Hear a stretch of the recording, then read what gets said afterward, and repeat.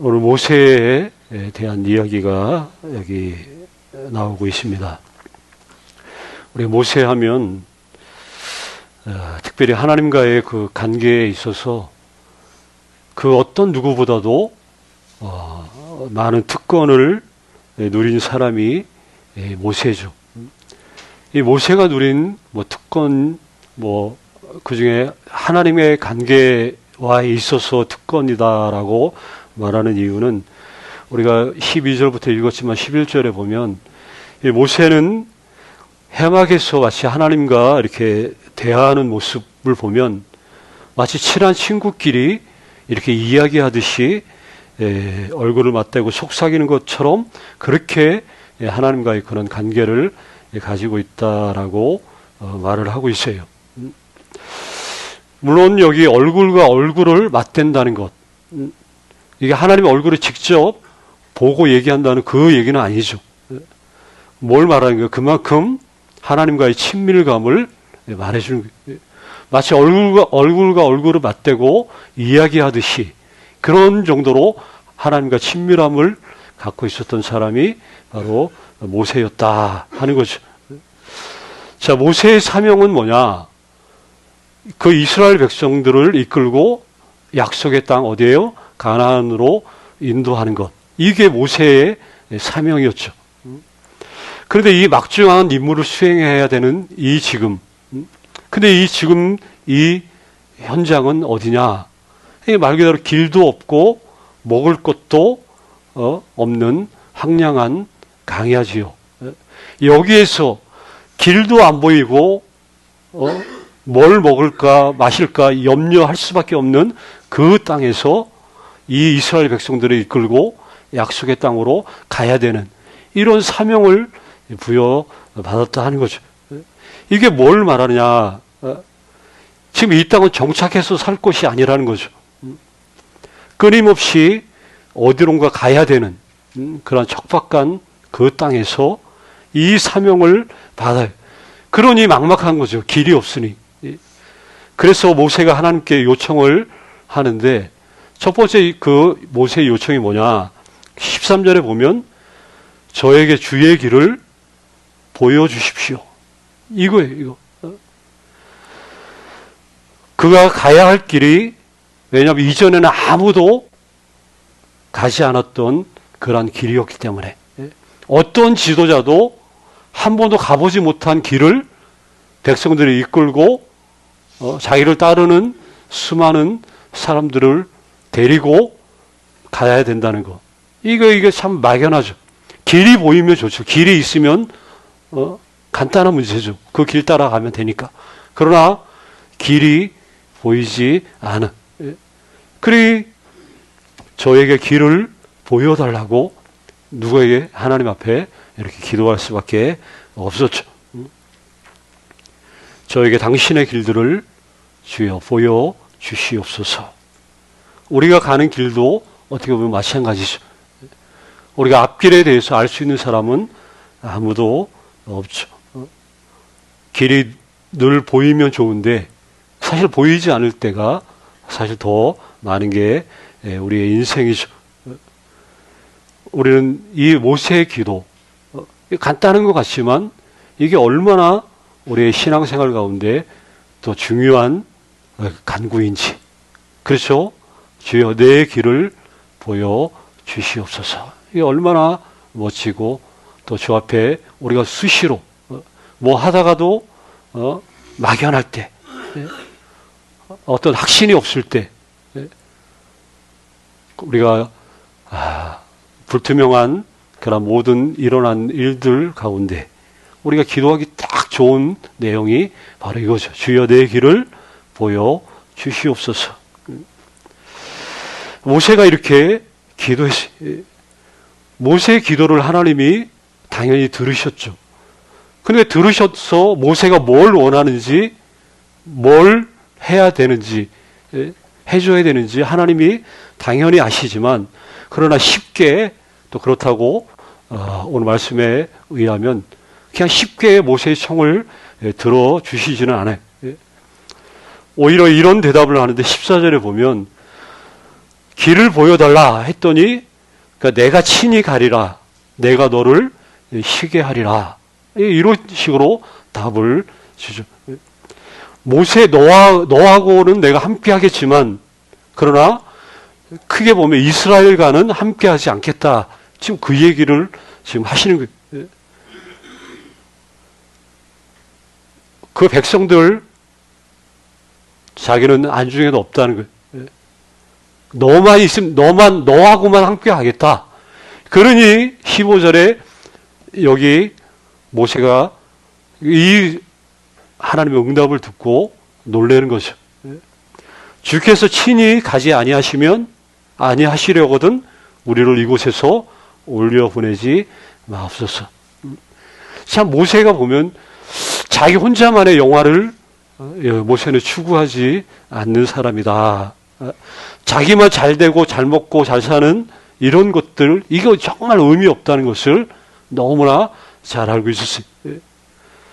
더군다나 하나님의 은총이 없는 그런 함께 하심, 이거는 정말 허구에 지나지 않는다 하는 것을 모세가 잘 알기 때문에 이 기도하는, 친히 함께 가지 아니하시려거든 우리를 이곳에 올려보내지 마옵소서.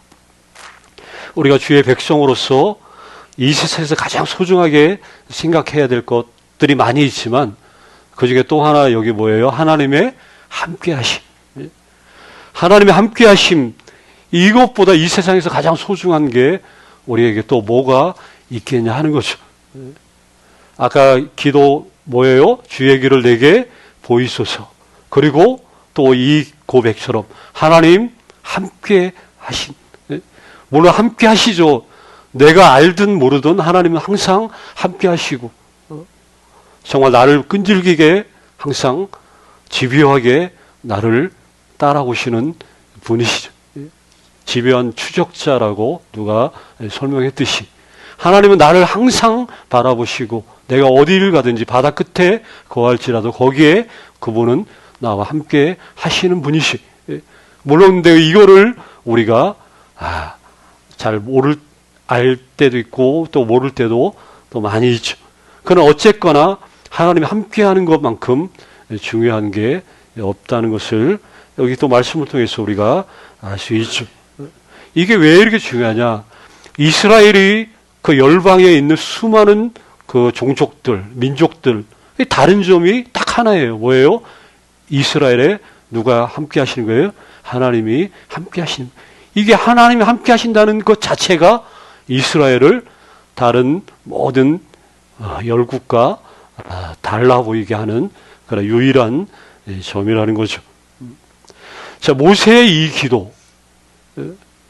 이 기도가 하나님의 마음을 움직여. 그래서 이스라엘의 앞길에 함께 하실 것을 17절에 오면 이제 약속하시고, 그래 약속을 하셨는데 이 모세가 또 이 일을 보장할 수 있는 어떤 증표를 보여달라고 요구를 하는데 그 18절에 보면 뭐냐? 주의 영광을 우리에게 보여주십시오. 주의 영광을 나에게 보여주십시오라고 얘기를 해요. 자, 그러니까 하나님이 이거에 대한 네 가지 원리 대답을 해주시는 게 몇 절에 나와요? 19절에 네 가지가 나옵니다. 첫 번째 뭐예요? 나의 모든 선한 것을 내 앞으로 지나가게 하겠다. 두 번째는 나의 이름 여호와를 네 앞에 선포하겠다. 세 번째는 나는 은혜 줄 자에게 은혜를 준 것이다.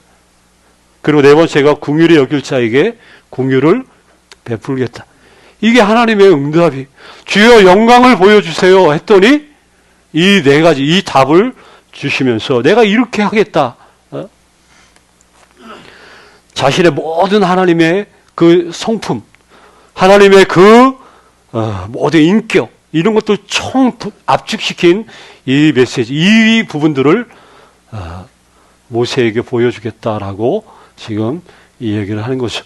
쉽게 말하면 내 마음이 이거다 하고 하나님의 당신의 그 속마음을 고스란히 내비쳐 준 거예요.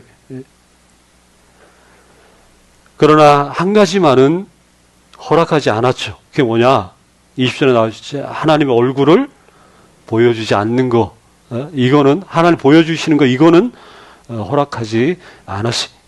허락하지 않은 이유도 너무나 간단하죠. 왜냐? 그 누구도 하나님의 얼굴을 보고 살아남을 자가 없기 때문에. 그래서 이거 한 가지만큼은 허락하지 않고 우리가 알듯이 하나님은 아무도 접근할 수 없는 이 빛 가운데 계시는 분이다라고 디모데전서에도 나와 있죠. 함부로 함께할 수 없는, 범접할 수 없는 이 신의 현현. 그래서 구약에 보면 뭐 이사야도 소명 받을 때 죽는 줄 알았잖아요. 하로다 나요 망하게 되었도다. 죽게 되었도다. 이제 내가 부정한 자 가운데 있는데 내가 거룩하신 하나님을 배웠기 때문에 죽는 줄 알았죠. 죽는 줄 알았죠. 물론 그때도 직접 뵌 게 아니죠. 직접 뵈면 뵐 수가 없죠.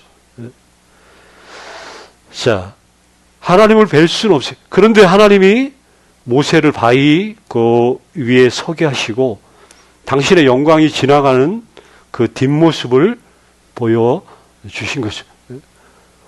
등 뒤에서 이렇게 뒷모습을 보게 하신다 하는 거죠. 그러면서 여기 설명하는 부분이 재미있죠. 하나님이 우리를 향해 어떤 역사를 하실 때 하나님의 손은 우리의 눈을 가리신다는 거예요. 그리고 하나님의 일이 다 끝났을 때 당신의 손을 우리의 눈에서 거두신다는 거예요. 그럼 지나고 나서 하나님의 일들을 알게 된다. 지금 그 얘기를 하는 거죠. 뒤돌아서서 알게 되는 하나님. 근데 우리의 신앙생활이 항상 이런 거죠. 지나고 나면 돌이켜보면 하나님의 은혜의 손길이 있었다는 것을 항상 고백하는 게 또 우리 신앙생활의 그 모습들이죠. 이 세상에는 말 그대로 하나님의 뒷모습으로 가득 찬 그 모습을 보여주는 것들로 너무나 가득 차 있다 하는 거죠. 우리 대표적으로 요셉 이야기 하나 하고 마칠 건데 그 요셉의 이야기를 보면 그 이야기 끝 무렵에 이제 요셉이 이런 그 창세기 50장에 이런 말씀이 있어요. 나중에 형들이 요셉 앞에 자기들이 저질렀던 잘못을 용서해 달라고 이렇게 고백을 하죠, 한번. 근데 이 요셉이 형들을 용서하면서 하나님의 뒷모습에 대해서 설명을 해줘요. 뭐라고요? 당신들은 나를 해치려고 계획했지만 그런데 하나님은 그것을 선한 것으로 바꾸셨습니다. 수많은 사람들을 살리기 위해서 그렇게 하나님이 하셨다라고 이 요셉이 형들에게 이야기를 해주고 있어요. 형들이 노예로 팔았지만 그것은 하나님이 요셉을 이미 애굽에 앞서 보내기 위해서 그래서 그 형들의 정작 그들의 목숨을 살려주고 그들의 자손들을 보존하시기 위한 하나님의 일하심이었다라는 것을 얘기해주고 있다는 것이죠. 그러니까 돌이켜보니까 요셉도 그거를 얘기할 수 있었던 거죠. 요셉이 그 자기의 삶을 뒤돌아볼 때 형들에게 그 노예로 팔렸을 때 그때 분명 요셉 하나님이 함께 하셨을까요? 안 하셨을까요? 하나님이 함께 하셨죠. 그러나 그 순간에 요셉은 하나님이 함께 하셨음을 볼 수 있었어요? 없었어요? 볼 수 없었죠, 당연히. 나중에 그 애굽으로 팔려가서 보디발의 집에 있을 때도 거기 억울한 누명을 씁니다. 억울한 누명을 쓸 때에도 하나님 함께 하셨어요. 그렇죠? 하셨지만 요셉은 그 순간에 하나님의 함께 하심을 볼 수는 없었죠. 그리고 감옥에 갇혔을 때도 거기에 하나님이 함께 하셨어요. 함께 하셨지만 요셉은 그거를 볼 수 없었죠. 그런데 그분이 나중에 지나간 다음에 뒤돌아보니까 하나님이 그때마다 함께 하셨다는 것을 알게 되었다 하는 거죠. 지금 이게 요셉의 고백처럼 이런 거, 이런 신앙은 어차피 이런 걸 계속 반복이 되죠. 올해도 아마 이럴 거예요. 올해도 이렇게 시작해서 우리가 예배드리는 이 시간, 또 올 한 해 모두 또 이제 되어질 순간순간들, 주님은 항상 한 번도 우리와 함께 하지 않는 날이 없을 거라는 것을 우리는 알 수 없지만 분명히 그거는 100% 확신할 수 있죠. 하나님이 1년 내내 올 한 해도 분명히 함께 하신다는 거예요. 근데 우리는 수많은 시간들과 수많은 날들을 우리가 그때 그거를 알지 못하고 지나갈 때가 또 얼마나 또 많이 있겠어요. 근데 그래서 이렇게 반복하는 거죠. 또 지나고 나서 또 하나님 함께 하셨음을 또 아카침의 말대로 당연한 게 아니라 하나님의 은혜였음을 그냥 고백하고 또 알고 고백하고 뒤늦게 알고 고백하고 이게 반복되면서 그러면서 신앙은 계속해서 깊어지는 거예요. 깊어지고 나도 알 수 우리가 매일 보는 분들은 우리가 변화를 잘 몰라요. 그렇죠? 근데 어쩌다 뭐 수년 만에 뭐 보면 확 다 달라져 있잖아요.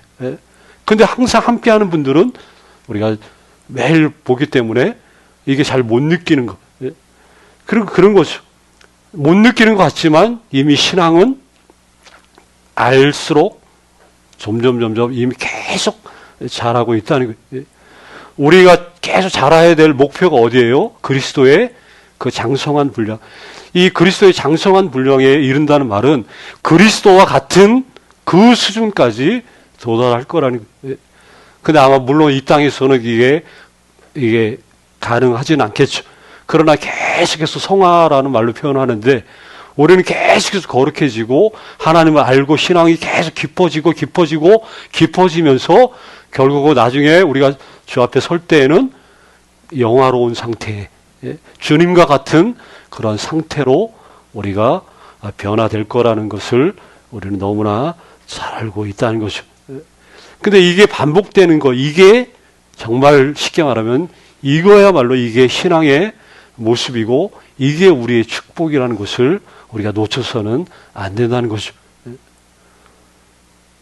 뒤늦게라도 알고 그게 은혜였음을 고백하는 그 순간, 이런 것들 하나하나가 쌓일 때마다 이게 얼마나 큰 우리의 축복인지, 그리고 이게 얼마나 큰 믿음의 부요함인지, 이게 믿음의 얼마나 큰 자부심인지 그거를 올 한 해도 많이 느끼시고 또 그런 것들을 저 앞에 고백하면서 사셨으면 정말 좋겠습니다. 이 은혜가 올 한 해도 넘쳐날 거라고 저는 분명히 믿습니다.